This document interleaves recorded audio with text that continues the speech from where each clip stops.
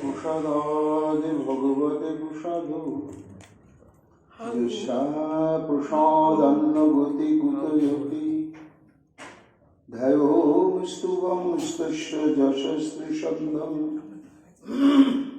বন্দে গুরুশ্রী চরণারবিন্দম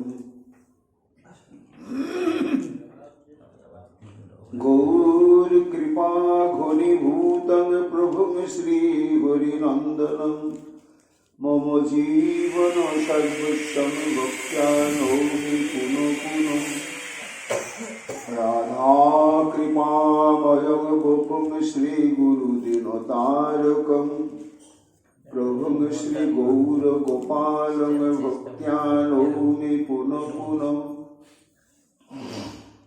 আজানুলম্বিত ভুজৌ কনকাবদাতো সংকীর্তনৈকপিতরো কমলায়তাক্ষো বিশ্বম্ভরো দ্বিজবরো যুগধর্মপালো বন্দে জগৎপ্রিয়করো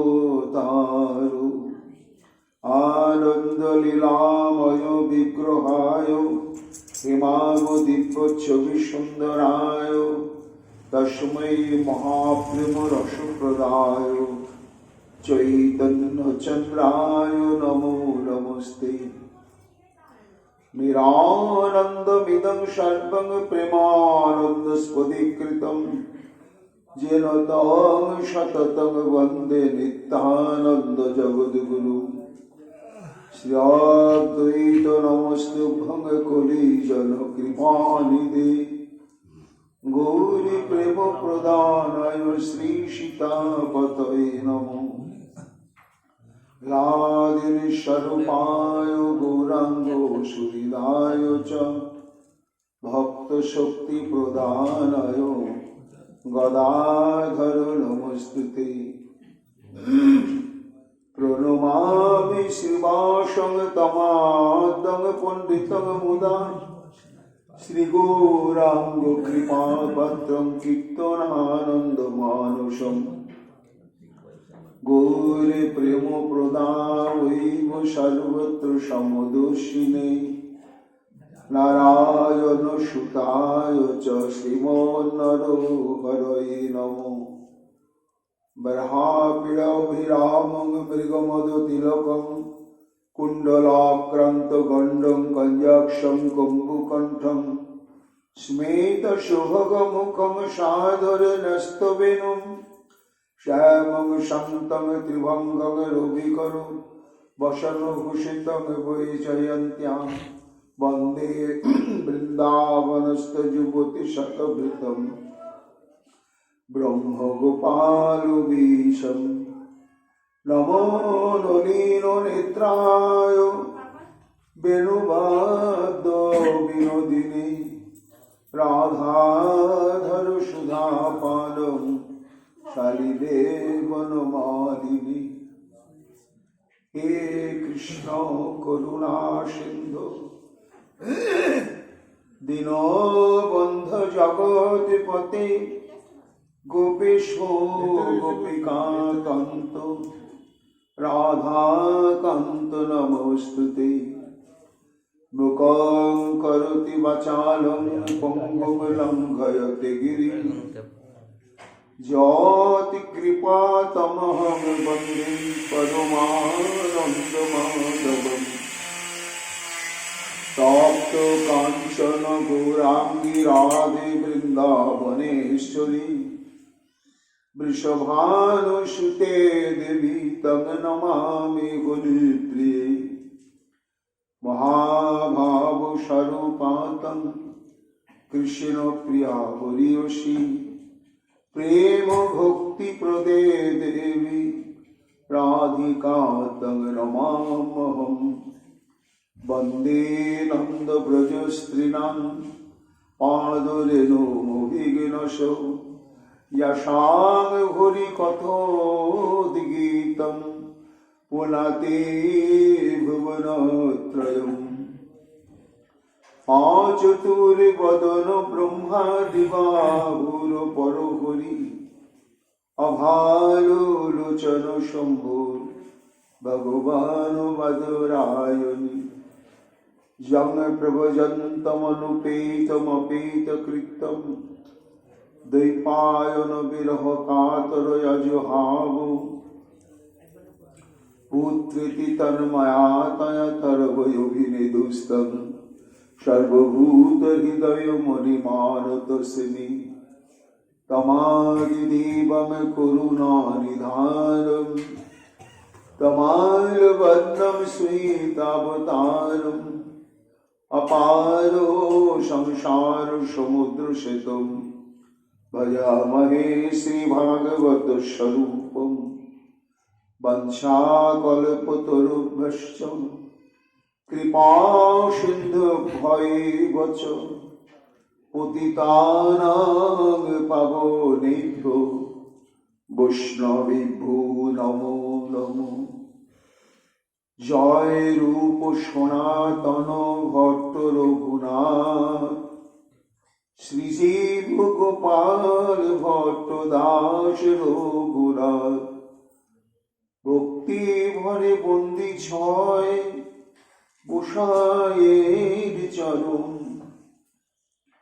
যাহা হইতে বিঘ্ন নাশে অভীষ্ট পূরণ। জয় গৌরী ভক্ত বৃন্দ গৌরী যাদের প্রাণ সবে মিলে দেহ মোরে নিতাই গৌর ভক্তিদান। নিতাই গৌর হরি বল নিতাই গৌর হরি বল নিতাই গৌর হরি বল নিতাই গৌর হরি হরি বল।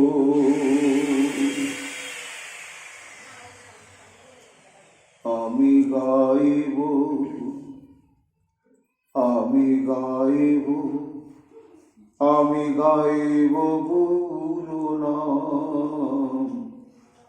আমি গাইব আমি গাইব আমি গাইব গুরু নাম। গুরু নাম আমি ধাম গুরু নাম আমি ধাম নর হরি প্রাণারাম। আমি গাইব আমি গাইব আমি গাইব গুরু নাম। চলিতে চলিতে বলিতে বলিতে গৌর ভাবনা ভাসিতে ভাসিতে গুরু রসিতে ভাসিতে ভাসিতে গৌর রসিতে ভাসিতে ভাসিতে গোরা নাম সুধা ধাম। আমি গাইব আমি গাইব আমি গাইব গুরু নাম। জয় মহাপ্রভু। অন্য ধন্যানি দিনান্তরানি হরে তদালোকো নবন্তরেণ অনাথ বন্ধু করুণৈক সিন্ধু হা হন্ত কথম নয়ামি।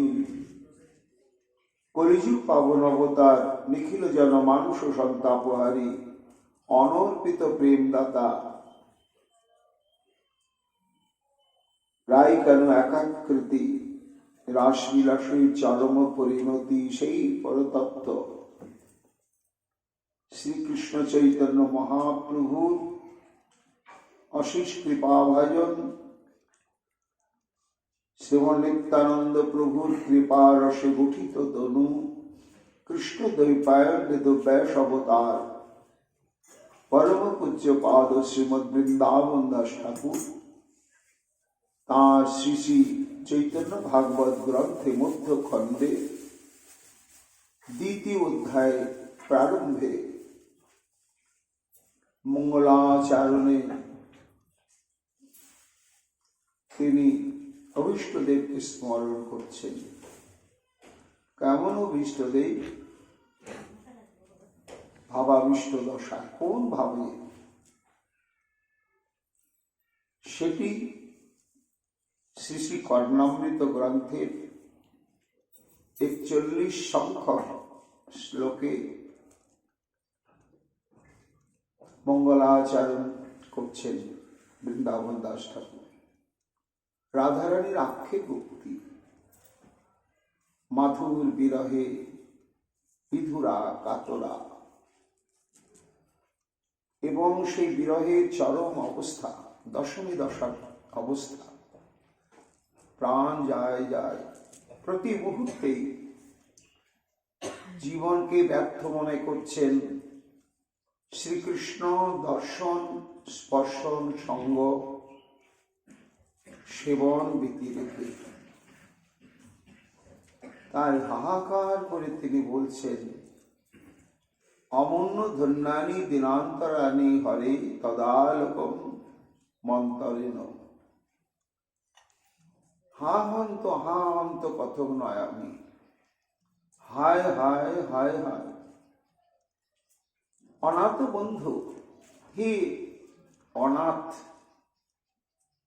অনাথের একমাত্র তুমি বন্ধু। অনাথ শব্দে যার কোনো নাথ নেই, যার কোনো আশ্রয় নেই, যার কোনো তত্ত্বাবধায়ক নেই, যার কোনো অভিভাবক নেই, এমন যিনি, তাকে বলা হয় অনাথ।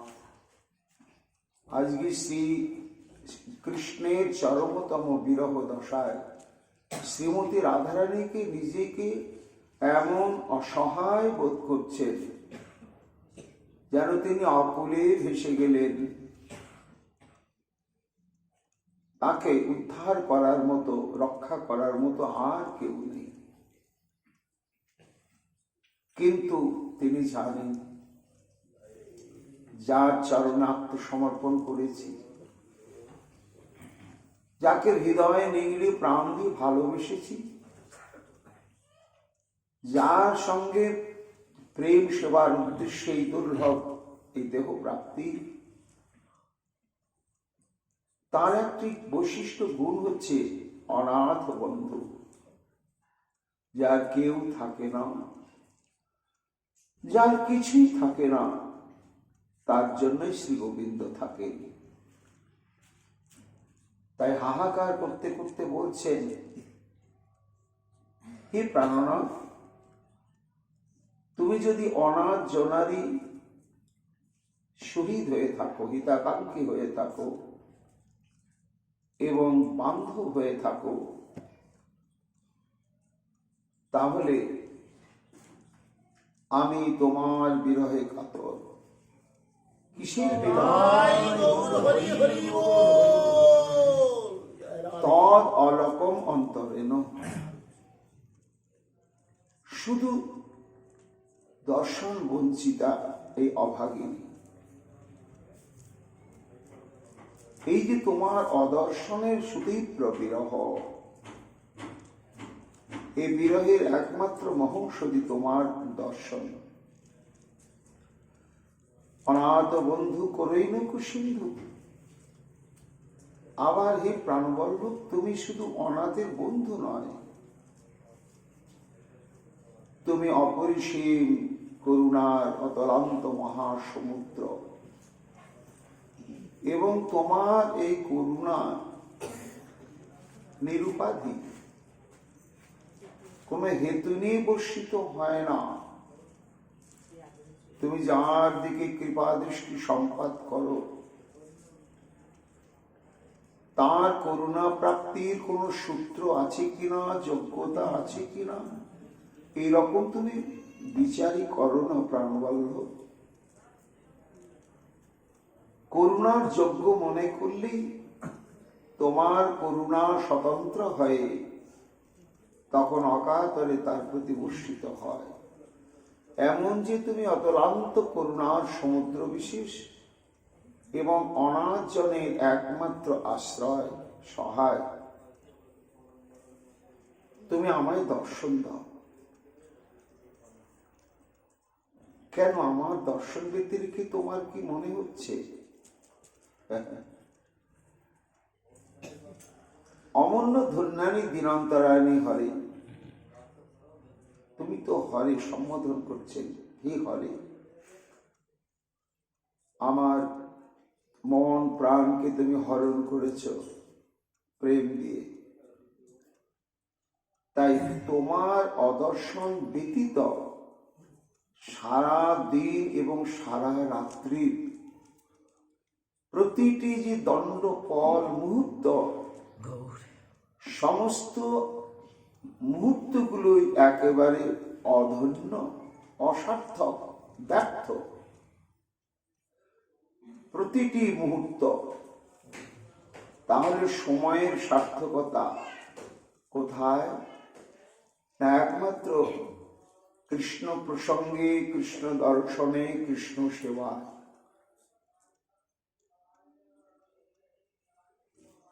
তাই রাধারানী সেই প্রতিটি মুহূর্ত, যে মুহূর্ত গুলি তিনি কৃষ্ণ সম্পর্কযুক্ত হন, সেই মুহূর্তগুলোকে তিনি স্বতন্ত্রভাবে চিন্তা করেন। যে কালে স্বপনে দেখিল বংশী বদনে, সেই কালে আইল তুই বৈরী, আনন্দ আর মদন ভরে নিল মোর মন, দেখিতে নারিনু নেত্র ভরি। পুনঃ যদি সেই ক্ষণ কৃষ্ণ করায় দর্শন, তবে সেই ক্ষণ ঘটি পল নানা রত্ন অলঙ্কারে অলঙ্কৃত করিমু সকল। রাধারানী বলছেন যে যখনই কৃষ্ণ দর্শন সেবা সৌভাগ্য লাভ হয়, এক মুহূর্তের জন্য হোক, এক প্রহরের জন্য হোক, আমার জীবনে সেই মুহূর্ত আর সেই প্রহরগুলো যদি আবার ফিরে আসে কখনো, কি অবাস্তব স্বপ্ন! সময়কে কখনো গহনা পরানো যায়? পরানো যায় না। কিন্তু রাধারানীর স্বপ্ন সেই ক্ষণ, সেই মুহূর্তগুলো যা আমার কৃষ্ণ দর্শন করিয়ে দিয়েছিল, সেই সময়গুলো, মুহূর্তগুলো, তার প্রতি আমি কিভাবে কৃতজ্ঞতা প্রকাশ করব? না, আমি তাকে নানা অলঙ্কারের দ্বারা ভূষিত করব। এটি হচ্ছে প্রেমের বৈশিষ্ট্য, অব্যর্থ কালোত্তম। কৃষ্ণ প্রসঙ্গ বিনা ক্ষণ ব্যর্থ যায়। শ্রীমতী রাধারানী বিরলে বসে বসে হাহাকার করছে, আর নয়নেই চলে ভাসছে মথুরার দিকে দৃষ্টি দিয়ে। আর হে অনাথ বন্ধু, হে করুণা সিন্ধু, একবার দেখা দাও। বৃন্দাবন দাস ঠাকুর এই শ্রীমতী রাধারানী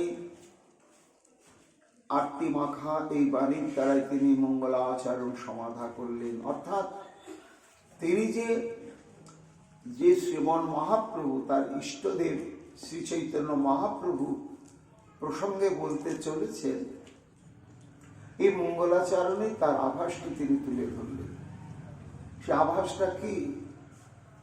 না, ঠিক কৃষ্ণ বিরোহিনী শ্রীমতী রাধারানী চি হাহাকার, চি বেদনা, যে বিরহ বিকার ক্রমে ক্রমে শচীনন্দন গৌরহরি ঠিক সেই দশায় প্রাপ্ত হচ্ছে, সেই দশায় প্রাপ্ত হচ্ছে।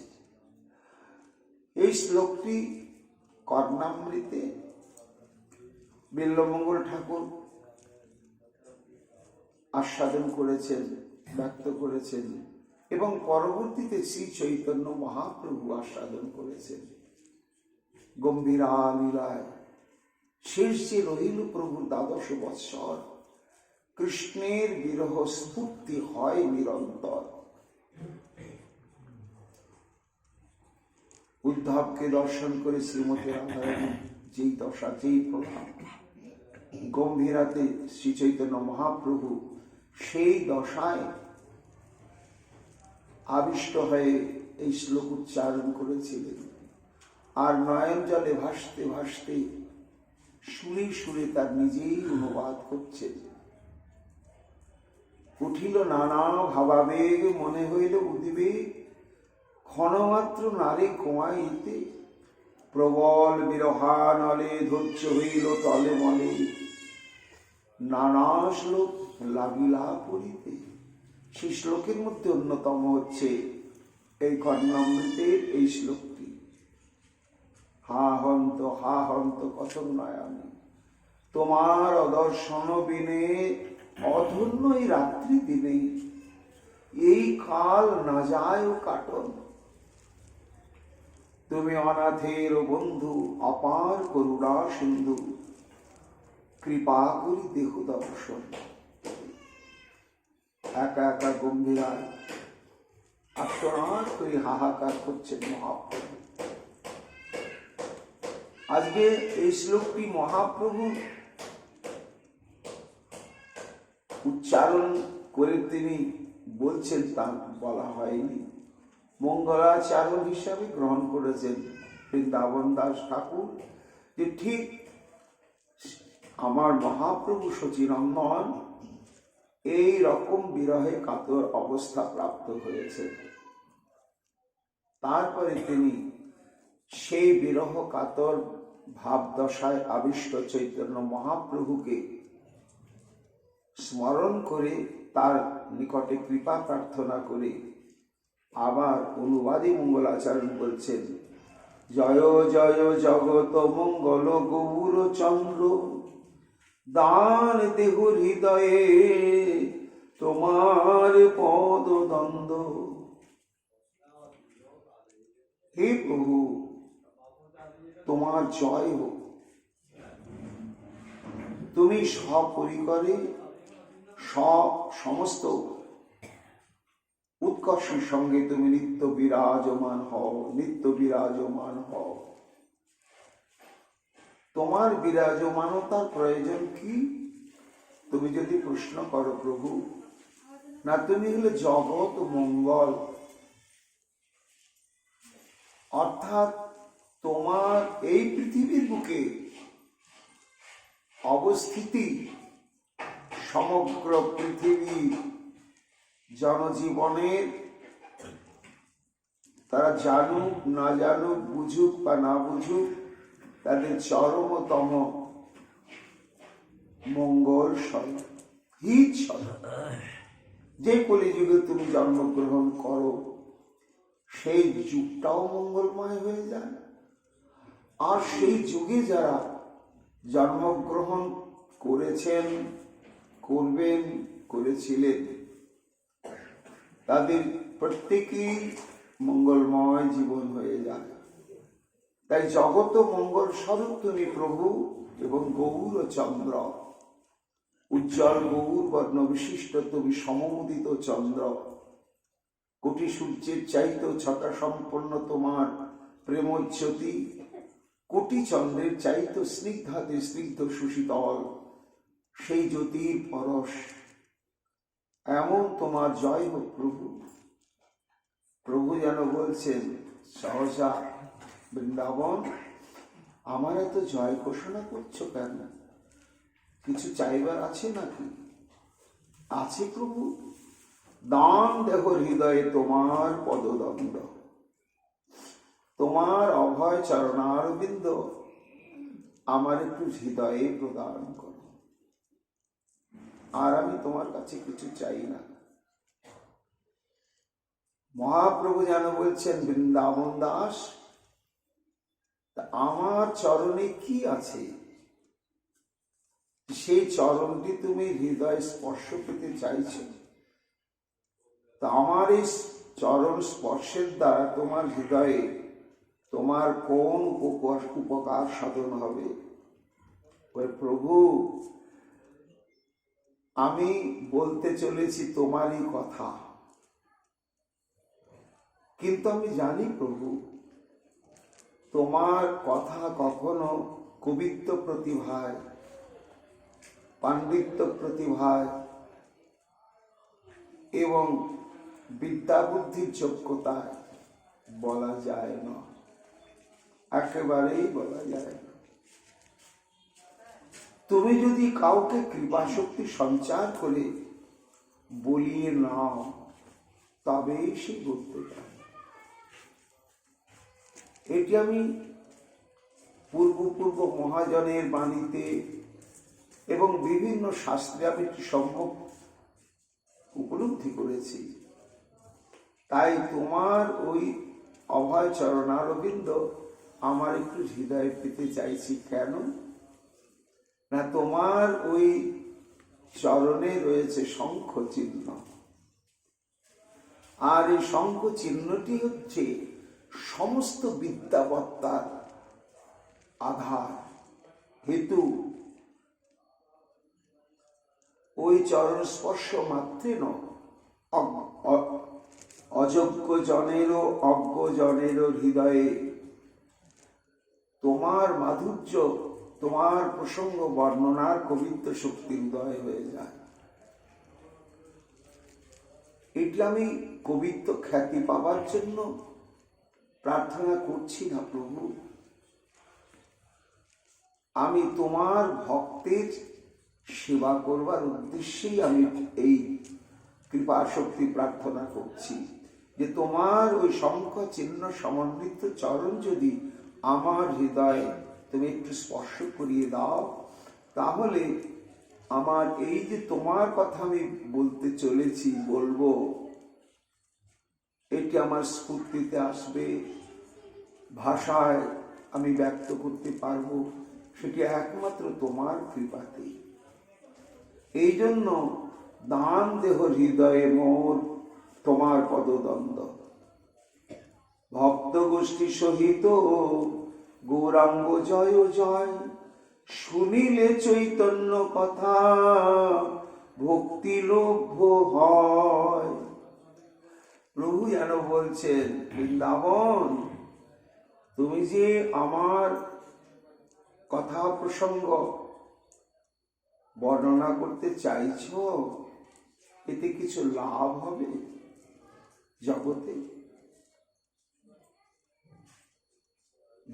দুর্ভিক্ষ পীড়িত অনাহার ক্লিষ্ট মানুষ, তারা কি খাদ্য পাবে? তখন বৃন্দাবন দাস ঠাকুর বলছে, জয় হোক প্রভু, শোনো, তুমি জানো না, নিজে তুমিও জানো না যে তোমার এই অদ্ভুত সপরিকর এই মহাকারুণ্যময় যে লীলা প্রসঙ্গ, এই কতখানি শক্তিশালী ঔষধ। জগতের জীবের মূল প্রয়োজন তত্ত্ব কি? মানুষকে বাঁচতে হবে কেন না, বাঁচার উদ্দেশ্যই হচ্ছে প্রেম সম্পত্তি লাভ করবার জন্য, এই ভক্তি সম্পত্তি লাভ করবার জন্য। আর এই ভক্তি সম্পত্তি অর্জন করা বড়ই কষ্টকর, পথটি বড় দুরূহ। সবাই এই পথে নিজেকে ধরে রাখতে পারে না, চলে যায় জ্ঞান যোগ কর্মাদির দিকে, পারে না। কিন্তু এমন যে অগম্য দুরূহ এই পথটি, অথচ সর্বস্তরের যোগ্য অযোগ্য পাত্রা পাত্র সবার জন্যই অতি সহজ হয়ে যায়, সবার পক্ষে সম্ভাব্য হয়ে যায়, যদি প্রাণ ভরে তোমার লীলা কথা শ্রবণ করে সবাই। তাই শুনিলে চৈতন্য কথা ভক্তি লভ্য হয়।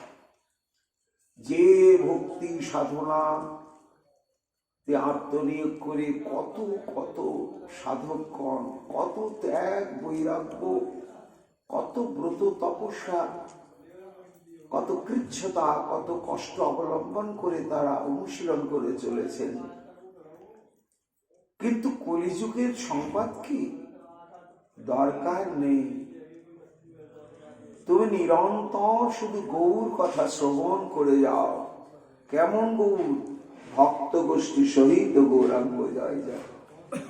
একা গৌর নয়, সপারিষদ মহাপ্রভুর যে কথা, সেই কথা শ্রবণ করলে জীবের যে একমাত্র পুরুষার্থ, পঞ্চম পুরুষার্থ যে কৃষ্ণ প্রেম ভক্তি, এই প্রেম ভক্তি প্রাপ্তিটি অনায়াসই হয়ে যাবে যদি গৌর কথা নিরন্তর শ্রবণ করা যায়। এই বলে মূল বক্তব্যে ফিরে এলেন বৃন্দাবন দাস ঠাকুর।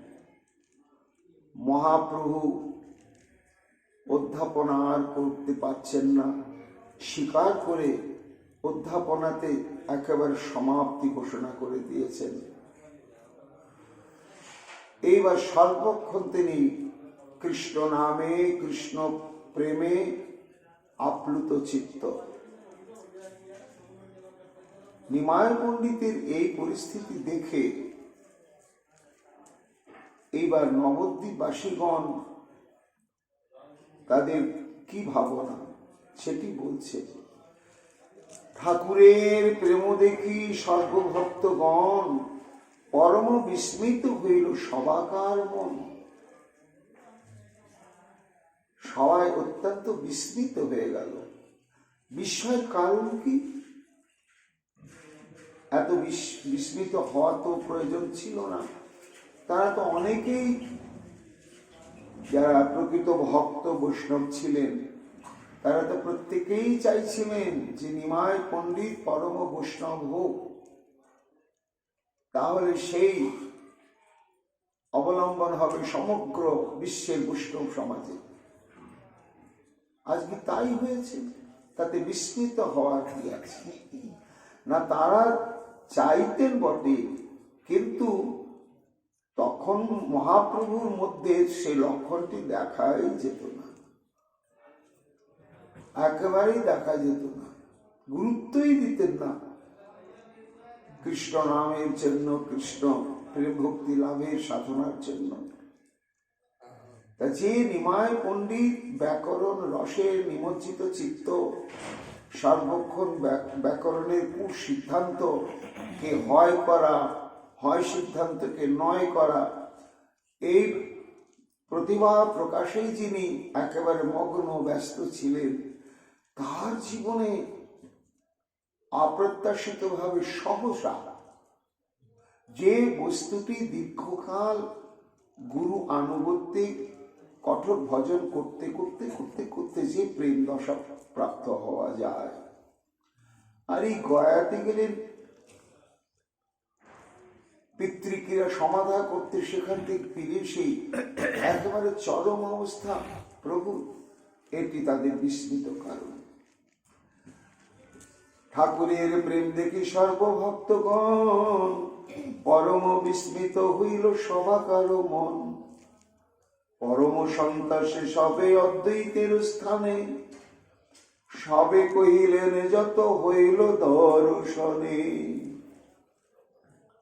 অর্থাৎ বোঝা যাচ্ছে মহাপ্রভুর এই প্রেম বিকার এখনো অদ্বৈতাচার্য প্রত্যক্ষ দর্শন করেননি, বা এই সংবাদ অদ্বৈতাচার্যের নিকটে পৌঁছায়নি। ভক্তগণ জানতেন যে কলিহত জীবের জন্য যদি কাতর কেউ থেকে থাকে, আর চরমোত্তম হিতাকাঙ্ক্ষী যদি কেউ থেকে থাকে, তাহলে একমাত্র একজনই, তার নাম অদ্বৈতাচার্য। তার নিজের কি হচ্ছে না হচ্ছে ভাবনা নাই, কলিহত জীবের দশা কি হবে, কি হবে? এরা যে প্রতিদিন নরকের দিকে চলে যাচ্ছে। অদ্বৈতাচার্যের এই হাহাকারী সংবাদ সব বৈষ্ণবগণই জানতেন। আজকে যখন মহাপ্রভু এই কৃষ্ণ প্রেম আর এই অদ্ভুত মাদকতা শক্তি সম্পন্ন এই সংকীর্তন প্রবর্তন করলেন, এই অদ্ভুত মাদক, একবার যারা কীর্তন রসে যোগদান করেন, পাষণ্ডী হোক নাস্তিক হোক, তাকে হরি বলে নাচতেই হয়, এবং নাচতে নাচতে কখন যে আত্মহারা হয়ে যায় নিজেই বুঝতে পারে না। এটি দেখা যায়নি কোনোদিন নবদ্বীপে, শোনাও যায়নি। আর এটি চাইছিলেন অদ্বৈতাচার্য। তাহলে চলো অদ্বৈতাচার্যের কাছে এই আনন্দের সংবাদটা দিতেই হবে। তাই অদ্বৈত আচার্যের নিকটে সবাই এসেছে। ভক্তিযোগ প্রভাবে অদ্বৈত মহাবল, অবতারী আছে প্রভু জানেন সকল। বৃন্দাবন দাস ঠাকুর বলছে, নবদ্বীপবাসী ভক্তগণ তাদের মনে ছিল যে অদ্বৈতাচার্য জানেন না। হ্যাঁ, তারা ঠিকই ধারণা পোষণ করছেন, কিন্তু প্রকৃতপক্ষে কি অদ্বৈতাচার্যের কাছে প্রভুর আগমন প্রেম বিকার প্রসঙ্গটা কি অজানা ছিল?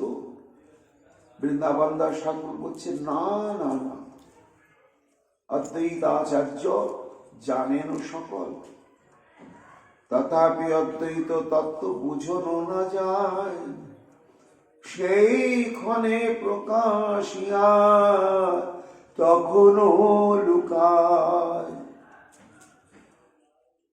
যেন পূর্বপক্ষ বলছেন, বৃন্দাবন দাস তুমি যে বললে যে অদ্বৈত আচার্য মহাপ্রভুর আবির্ভাব, তার অধ্যত্ত বিদ্যা অধ্যয়ন প্রসঙ্গ, গয়া থেকে প্রত্যাগমনের পরে এই তাঁর মহাপ্রেমদশা প্রাপ্তি, এগুলো সবই যদি তিনি জেনে থাকেন, তাহলে তিনি কেন সবার কাছে আগের থেকে ঘোষণা করে দেননি? বৃন্দাবন দাস ঠাকুর বলছে, ওটাই রহস্যময়। কখনো তিনি সমস্ত কিছু অবহিত হয়েও প্রকাশ করেন না, গোপন করেই রেখে দেন, সেই ক্ষণে প্রকাশিয়া তখনই লুকায়। শুনিয়া অদ্বৈত বড় হরিষ হইলাম, পরময়াবিষ্ট হই কহিতে লাগিলা। গড় গড় মন সেও ভবনে অদ্বৈত আচার্য বসে রয়েছেন। এমন সময় এই সমস্ত ভক্তগণ গিয়ে অদ্বৈত আচার্যের কাছে গিয়ে উপস্থিত হয়ে শ্রীমন মহাপ্রভুর যে প্রেম বিখার সমস্ত বলতে শুরু করলেন। তখন মৃদু সে অদ্বৈত আচার্য বলছেন, ভাই আমিও সেটি বুঝেছি, তোমার প্রত্যক্ষ দেখে এসেছ, আর উনি কৃপা করে আমাকে দেখিয়েছেন, ঘরেই দেখিয়েছেন। কিভাবে দেখিয়েছেন শোনো, মোর আজকার কথা শোনো ভাই সব, নিশীতে দেখিল আজি কিছু অনুভব। গীতা পাঠের এই অর্থ ভালো না বুঝিয়া থাকিলাম দুঃখ ভাবে উপাস করিয়া। কয়েকদিন আগেকার কথা, আমি সুপ্রভাত কালে আমার মন্ত্রস্মরণ আহ্নিক তর্পণ সমাধা করে আমি একটু গীতা পাঠ করছিলাম। করতে করতে ত্রয়োদশ অধ্যায়ে 14 সংখ্যক শ্লোক, একটা শব্দ কি হবে এটা আমি মীমাংসা করতে পারলাম না। তোমরা তো সবাই জানো, নবদ্বীপের সবাই জানে যে আমি কত বড় পণ্ডিত। তদানীন্তন কালে পণ্ডিত অনেক ছিলেন, কিন্তু একমাত্র অদ্বৈতাচার্য যিনি 4টি বেদ অনুশীলন করে এই 4টি বেদের উপরে তিনি অধ্যাপনা করতে সক্ষম ছিলেন, এই রকম আর কেউ ছিল না। অদ্বৈতাচার্য বলছেন যে দেখো, আমি এই শব্দটা সঠিক এখানে আছে না পাঠান্তর হয়েছে এবং তার প্রকৃত অর্থ আমি নির্ণয় করতে পারছিলাম না। আর এটা নিয়ে ভাবতে ভাবতে ভাবতে ভাবতে আমার সেই দিন সারাটা দিন ওই অবস্থায় চলে গেল, সন্ধ্যা সমাগত হয়ে গেল। সীতাদেবী বারবার আমাকে ভোজনের জন্য ডাকলেন। আমি মনে মনে সংকল্প করলাম, ঠিক আমার গীতার যিনি বক্তা সেই ভগবান যদি আমাকে এই তত্ত্বটি নিরসন করে না দেন, তাহলে আমি অন্ন জল গ্রহণই করব না। সন্ধ্যার পরেও আমি অনেক চিন্তা ভাবনা করে মীমাংসা পেলাম না। তারপরে আমার নিদ্রাগম হয়েছে। তখন নিশীথে দেখিনু আজি কিছু অনুভব। হঠাৎ দেখছি আমার অন্ধকার গৃহটি এক অপার্থিব দিব্য জ্যোতিতে সমুদ্ভাসিত হয়ে উঠেছে, আর দিব্য গন্ধ আমোদিত।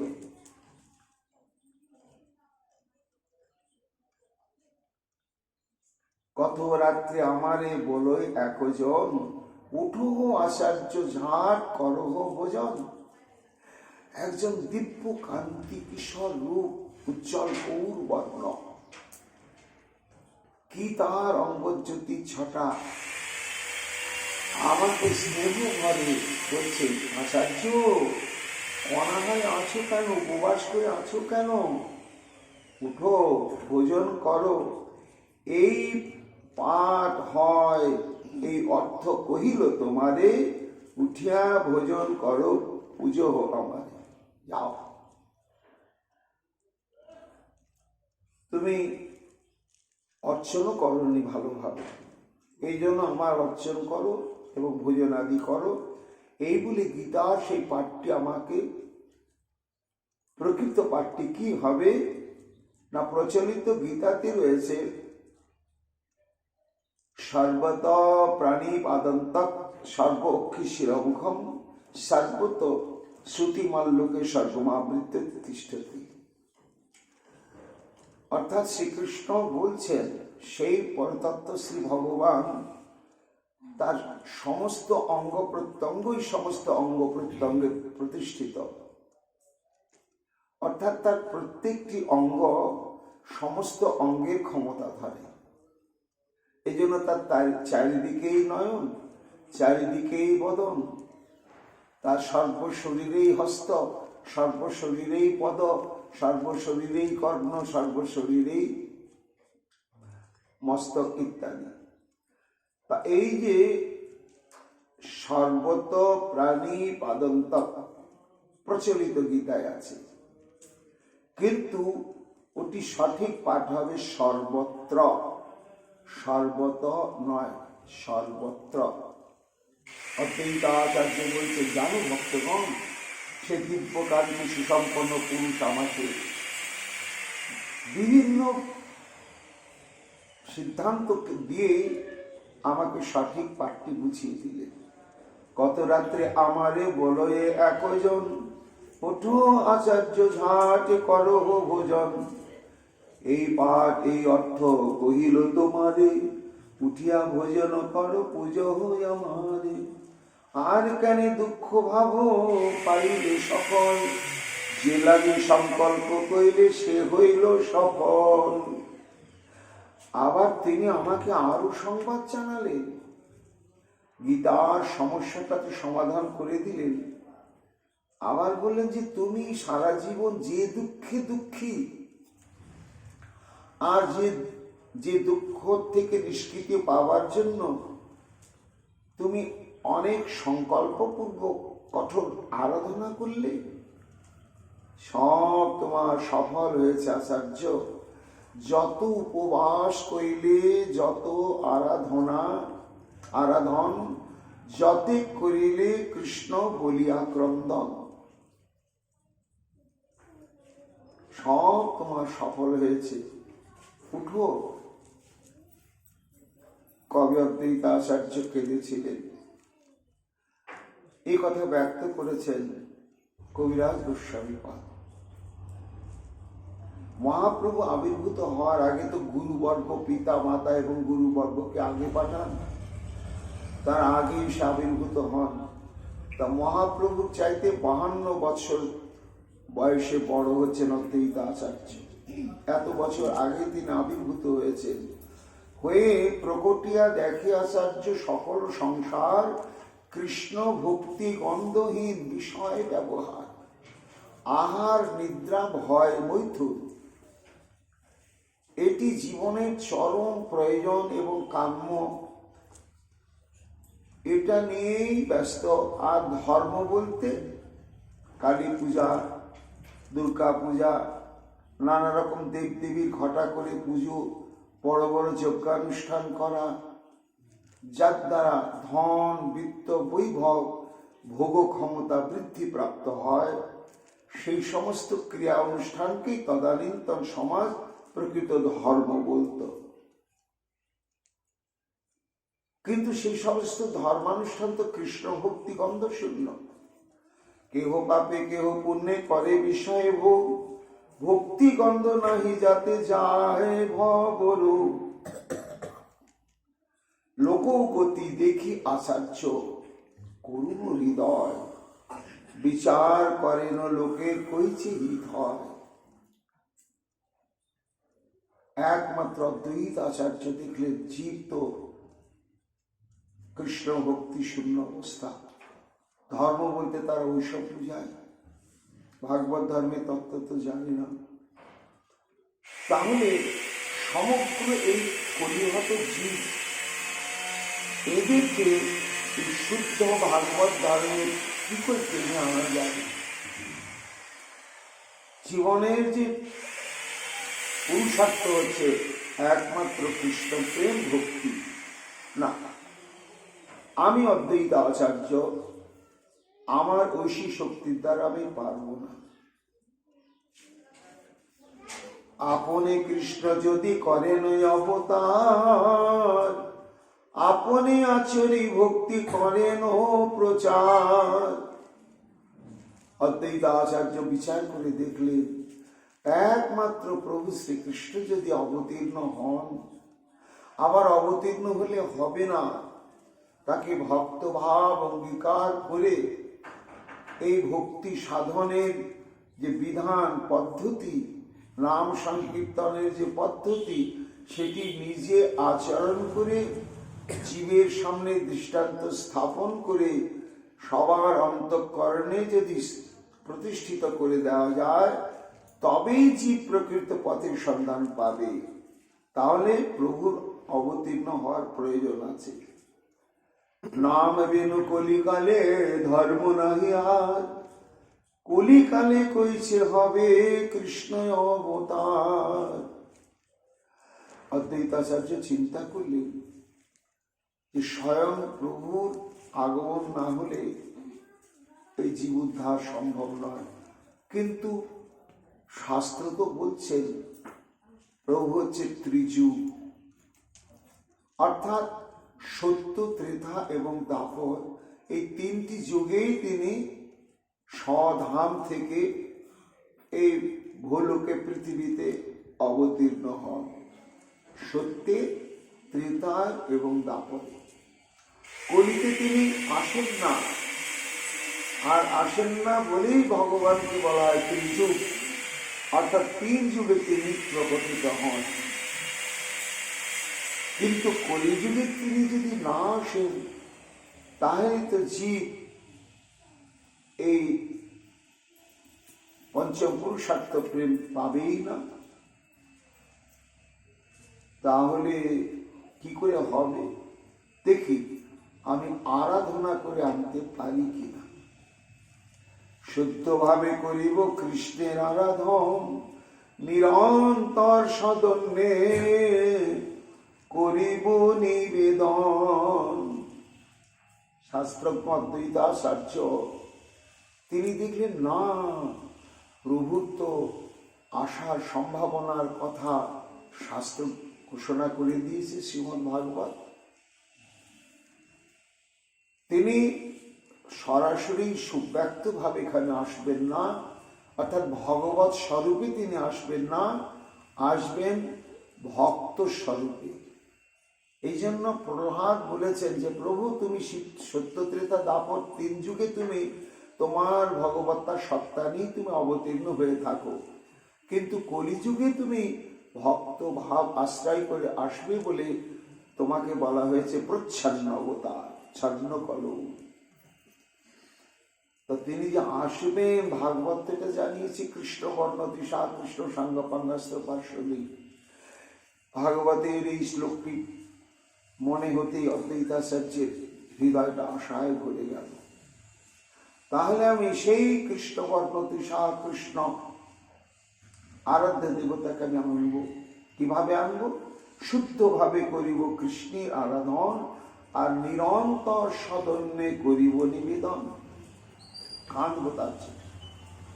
আনিয়া কৃষ্ণের পর কীর্তন সঞ্চার, তবে সে অদ্বৈত নাম সফল আমার। হুঙ্কার করতে করতে অদ্বৈতাচার্য একেবারে ধর্মকে সাক্ষী করে প্রতিজ্ঞা করে বসলেন, আমি আনবই কৃষ্ণকে ধরাধামে, আর এনে কলির জীবের উদ্ধারের ব্যবস্থা করবই করব, তবেই আমার নাম অদ্বৈতাচার্য। সংকল্প করার পরেই ভাবলেন, এটা আমি হঠকারিতা করলাম, আমি আনবো, আনা কি সম্ভব? ছোট্ট দুটি বাহু পাশে সে যদি কবু নাহি আসে, মিথ্যে আশা তারই ধারা। তিনি যদি কৃপা করে না আসেন, এটা তো আমার অহংকার হয়ে গেল যে আমি তাকে আরাধনার শক্তিকে টেনে আনবো। কিন্তু উপায় নেই, আমি তো সংকল্প করেই ফেললাম।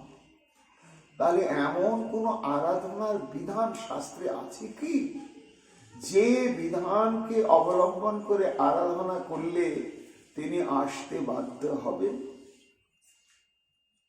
কৃষ্ণ বশ করিবেন কোন আরাধনে, বিচারিতে এক শ্লোক আইল তার মনে।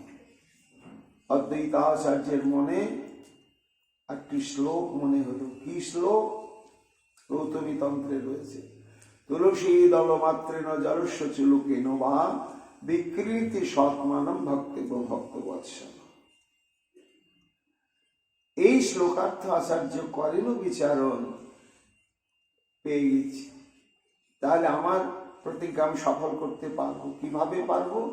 এই উপায় না, কৃষ্ণকে তুলসী জল দেয় যেই জন, তার ঋণ শোধিতে কৃষ্ণ করেন চিন্তন, জল তুলসীর সম কিছু ঘরে নাহি ধন, তবে আত্মা বেশি করে ঋণের শোধন, এত ভাবি আচার্য করেন আরাধন। হ্যাঁ, কৃষ্ণের চরণে যারা জল তুলসী দেন, আর কিছুই না দিতে পারেন, আর দুফোঁটা চোখের জল, সেই ঋণ শোধ করতে না পেরে শ্রী গোবিন্দ তখন তার কাছে নিজেকে বিক্রি করে দেন। তাহলে আমি দেখি যে আমি তাকে কিনে নিতে পারি কিনা। নয়নে জল, গঙ্গা জল আর তুলসী দলে, এত ভাবে আচার্য করেন আরাধন। কিভাবে করছেন? গঙ্গা জল তুলসী মঞ্জুরি অনুক্ষণ, কৃষ্ণ পাদ পদ্মভাবে করেন অর্পণ। যেহেতু গঙ্গা বিষ্ণু পাদোদ্ভূতা, সেই জন্য শাস্ত্র বলছে গঙ্গাকে স্পর্শ করলে গোবিন্দের চরণ বা ভগবানের চরণ স্পর্শ প্রত্যক্ষভাবেই করা হয়। আর গঙ্গা জলে যদি কৃষ্ণের চরণ ভাবনা করে অর্চন করা হয়, তাহলে এটা প্রত্যক্ষভাবেই ভগবানের চরণে গিয়ে পৌঁছায়। এই জন্য অদ্বৈতাচার্য ওই গঙ্গাকে ভগবানের চরণ এটি নিশ্চিত ভাবনা করে তখন তাতেই গঙ্গা জল তুলসী মঞ্জুরি অনুক্ষণ, কৃষ্ণ পাদ পদ্মভাবেই করেন অর্পণ। এতে কৃষ্ণের আহ্বান করে করি অহংকার, এমতো কৃষ্ণের করাইল অবতার। বৃন্দাবন দাস ঠাকুর এইভাবে মহাপ্রভুর আবির্ভাবের জন্য কঠোর আরাধনা করেছে। আজকে সেই স্বপ্নের বৃত্তান্ত খুলে বলছে ভক্তগণের কাছে অদ্বৈতাচার্য, যে ভক্তগণ সেই স্বপ্নের মধ্যে দিব্যজ্যোতি সম্পন্ন সেই মহাপুরুষ আমাকে বলছে, তুমি যে বিস্তর আরাধনা করলে, কাঁদিলে, তোমার কান্না, তোমার আরাধনা সার্থক হয়েছে। যা আনিতে ভুজ তুলি প্রতিজ্ঞা করিলা, সে প্রভু তোমারে বিদিত হইলা। হে আচার্য, তুমি যে হুঙ্কার করে, ক্রন্দন করে, প্রতিজ্ঞা করে যাকে আরাধনা করলে, তিনি এসেছেন, এটা তুমি নিশ্চিন্ত জানো। সর্বদেশে হইবে কৃষ্ণের কীর্তন, ঘরে ঘরে নগরে নগরে অনুক্ষণ। আমাকে স্বপ্নে সেই দিব্যকান্তি মূর্তিখানি বললে, যে সংকীর্তন প্রচারের জন্য তুমি আরাধনা করলে, তুমি অচিরাত দেখতে পাবে সমগ্র বিশ্বের প্রতিটি কলিযুগবাসী ঘরে ঘরে শ্রীকৃষ্ণ বিগ্রহ আরাধিত হবেন, আর প্রত্যেকের জীবন হবে সংকীর্তনময়। এই দৃশ্য তুমি অদ্বৈত আচার্য দেখতে পাবে।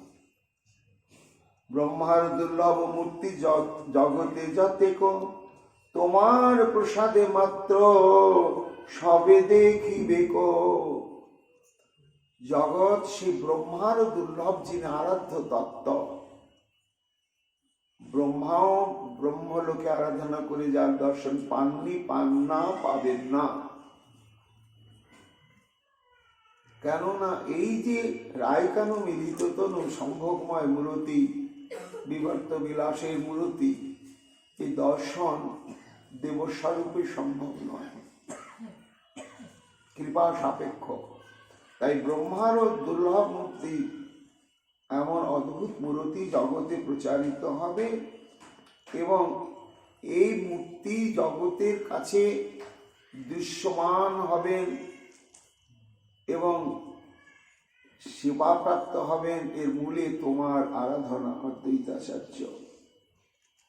এই শ্রীবাসের ঘরে যতেক বৈষ্ণব, ব্রহ্মাদির দুর্লভ দেখিবে অনুভব। হে ভক্তগণ, তোমরা যে সংবাদ আমার কাছে দিতে এসেছ, তার পূর্বাভাস আমি এই গত রাত্রি পেয়েছি। এই সংকীর্তন আরম্ভের মহাপীঠস্থান হবে শ্রী মহাসঙ্গন।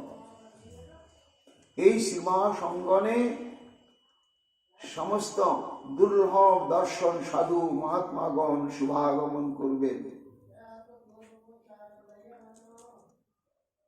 আমি তা তত্ত্বে জেনেছি। তারপরে সেই দিব্য পুরুষ আমায় কি বললেন, ভোজন করহু তুমি আমার বিদায়, আর বার আসিবাম ভোজন বেলায়। এই সমস্ত বলে আমাকে বারবার আদেশ করলেন, সারাদিন তুমি অভুক্ত আছো আচার্য, এইবার তুমি যাও, ভোজন করো। ভোজনের সময় অতিক্রান্ত হয়ে গেল। চক্ষু মেলি চাহি দেখি এই বিশ্বম্ভর, দেখিতে দেখিতে মাত্র হইলা অন্তর। স্বপ্নে যে মূর্তি আমি দর্শন করলাম, নিদ্রা ভেঙে গিয়ে আমি গৃহের মধ্যে জ্যোতিপুঞ্জের মাঝখানে ওই মূর্তি দর্শন করে তখন আমি চিনতে পারলাম, এই তো সেই বিশ্বম্ভর, বিশ্বরূপের দাদা,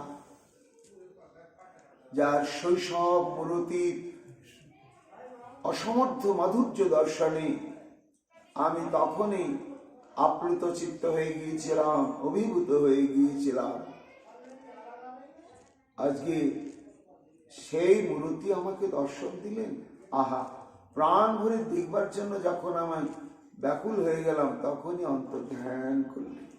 দেখিতে দেখিতে মাত্র হইলা অন্তর, কৃষ্ণের রহস্য কিছু না পারি বুঝিতে, কোন রূপে প্রকাশে বা করেন কাহাতে।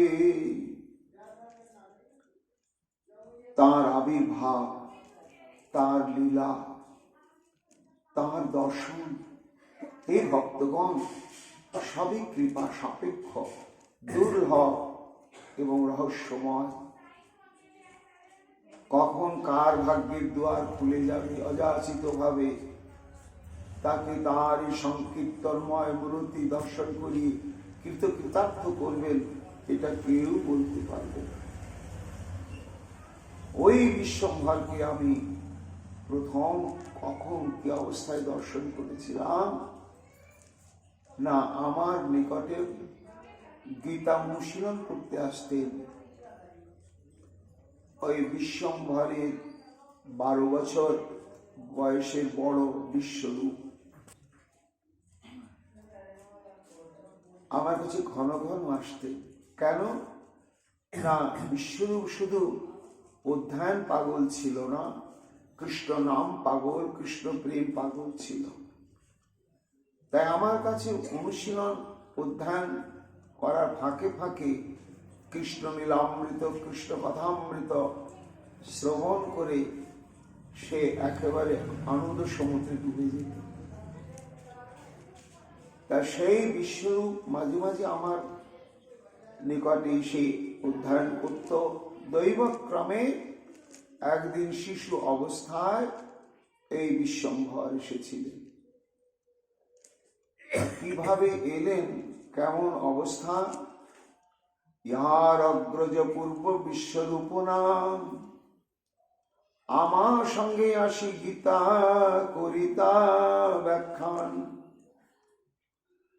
এই শিশু পরম মধুর রূপবান, ভাইকে ডাকিতে আইসেন মোর স্থান। চৈতন্য মঙ্গলে এই লীলাটি বিস্তৃত আলোচনা করেছেন। বিশ্বরূপ অদ্বৈতাচার্য সভায় গেলে আর তাড়াতাড়ি ফিরতেন না, সেখানে ভক্তিরস সিদ্ধান্ত আস্বাদন হতো। এইভাবে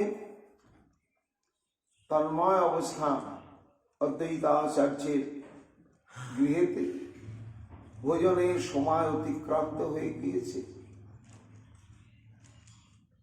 সচিমা বলছে, ও নিমাই দেখ দেখিনি, কত বেলা হয়ে গেল, ভোজনের সময় অতিক্রান্ত হয়ে গেল, তোর দাদা এখনো আসছে না। ওই আচার্য দেবের নিকটেই রয়েছে। বাবা, তুই একা একা একটু যেতে পারবি? তোর দাদাকে একটু ডেকে আনতে পারবি? শিশু নিমাই মাথা নেড়ে সম্মতি জানি একা একা চললেন। অদ্বৈতাচার্যের সভায় গিয়ে এমন কোকু কোকিল কণ্ঠ, কুণ্ঠক বিনা বিনিন্দিত কণ্ঠস্বর প্রভু এমন মধুর স্বরে ডাকছেন জ্যেষ্ঠ ভ্রাতাকে, দাদা দাদা, মা তোমায় ডাকছেন, তুমি প্রসাদ পাবে না? এই কয়েকটি মাত্র কথা অদ্বৈতাচার্যের কর্ণবিবরে প্রবেশ করার মাত্রই সর্বেন্দ্র যেন উথাল পাথাল হয়ে গেল। কি, কার কণ্ঠস্বর? তাকিয়ে দেখছে শিশু নিমাই। একেবারে ঘন কুঞ্চিত কেশরাম এলো থেলো ঝুটি বেঁধে, মা তাতে আবার কুন্দমালার একটা ঝুটি বেঁধে দিয়েছে। কি অপূর্ব সৌন্দর্য, মাধুর্য। চিত্তবৃত্তি হরে শিশু সুন্দর দেখিয়া, আশীর্বাদ কর ভক্তি হোক বলিয়া। তখনই আমি তার প্রতি এমন অনুরক্ত হয়ে গেলাম, হে ভক্তগণ, মনে হলো এত যা রূপ, এত যার সমুদর কণ্ঠস্বর, এত যার বিনীত স্নিগ্ধ মমতা মাখা এই বয়সী ব্যবহার, এই জীবন, এই দেহ, এই বুদ্ধিবৃত্তি, এই আত্মা সমস্ত কিছু সার্থক যখন সে কৃষ্ণ প্রেম ভক্তি লাভ করবে। তাই দেখো ভক্তগণ, আমি তখন প্রাণ খুলে আশীর্বাদ করেছিলাম, আশীর্বাদ করো ভক্তি হোক বলিয়া। আভিজাত্যে আছে বড় মানুষের পুত্র, নীলাম্বর চক্রবর্তী তাহার দহিত্র। আপনেও সর্বগুণে উত্তম পণ্ডিত, তাহাতে কৃষ্ণের ভক্তি হইতে উচিত।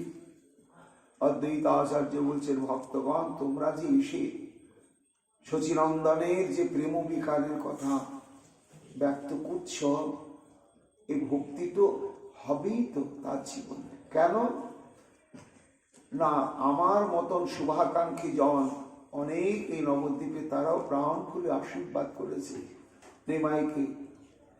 তাদের আশীর্বাদ এবং মাতৃকুল পিতৃকুলের সুকৃতির সংস্কার সূত্রধারা। মাতৃকুলে হচ্ছে নীলাম্বর চক্রবর্তী, ভাগবত তত্ত্ববেত্তা এবং মূর্তিমন্ত কৃষ্ণ ভক্তি। আবার এর যে পিতা মিশ্র পুরন্দর, তারও অশেষ বিষ্ণু ভক্তি নিষ্ঠা। কাজে এই যে, এবং তার যে গর্ভধারিণী মা শচী নীলাম্বর চক্রবর্তীর কন্যা এবং আমার শিষ্যা, আমি তো জানি।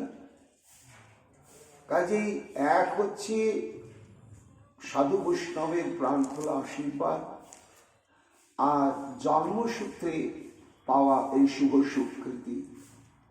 কাজে এর জীবনে যে কৃষ্ণ প্রেম ভক্তি একদিন না একদিন আসবেই, এটা তো নিশ্চিত ভক্তগণ। এটা আশ্চর্য হওয়ার কোনো হেতু নেই। আজ তোমরা যে তার প্রেমবিকার দেখে আনন্দে আমাকে সংবাদ জানাতে এসেছ, এই প্রেমবিকারটা নিমাই পণ্ডিতের জীবনে হবেই তো। কখনো গুরুজনের আশীর্বাদ ব্যর্থ যায় না, এবং বংশানুক্রমিক স্বীকৃতির ধারাও কখনো ব্যর্থ যায় না। বড় সুখে হইলাম এ কথা শুনিয়া, আশীর্বাদ করো সবে তথাস্তু বলিয়া। তোমরাও সবাই যারা বয়োজ্যেষ্ঠ রয়েছ, শচীনন্দনকে আশীর্বাদ করো। তোমাদের আশীর্বাদে ও প্রেম পেয়েছে, কিন্তু প্রেম তো পাওয়া গেল, সংরক্ষণটি বড় কঠিন। তাই এমন আশীর্বাদ করো যেন আজন্ম সেই প্রেম ও হৃদয় জুড়ে এইরকম ভাবে বিস্তার লাভ করে সমগ্র ব্রহ্মাণ্ডকে প্লাবিত করবে। এর পরবর্তী প্রসঙ্গ আগামীকাল আবার আমার শ্রবণ কীর্তন করব। এখনকার মতো গৌর কথা আমাদের এখানেই বিশ্রাম লাভ করছে। জয় জয় রাধে কৃষ্ণ রাধে গোবিন্দ, জয় জয় রাধে কৃষ্ণ রাধে গোবিন্দ।